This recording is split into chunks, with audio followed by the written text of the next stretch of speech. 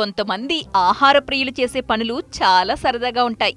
ఇక తాము తిని ఆహారం జోలికి ఎవరైనా వస్తేనా ఇక చూసుకోండి, శివతాండవమే.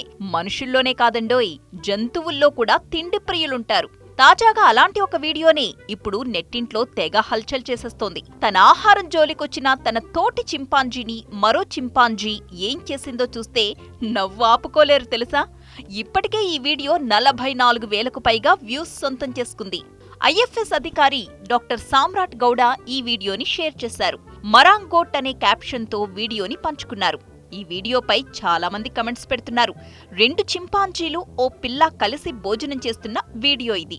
తిన్న తరువాత ఓ చింపాంజీ తన పక్కనున్న మరో చింపాంజీ దగ్గర్నుంచి ఆహారాన్ని లాగేసుకునే ప్రయత్నం చేసింది. అయితే అది గమనించిన ఆ చింపాంజీ తన కాలుతో ఒక్క తన్ను తన్నిందంతే. దాంతో ఆ చింపాంజీ కింద పడిపోయింది. ఇప్పుడు ఈ వీడియో సోషల్ మీడియాలో తెగ వైరల్ అయిపోతోంది. ఈ వీడియోపై నెటిజన్లు ఫన్నీ కమెంట్స్ పెడుతున్నారు.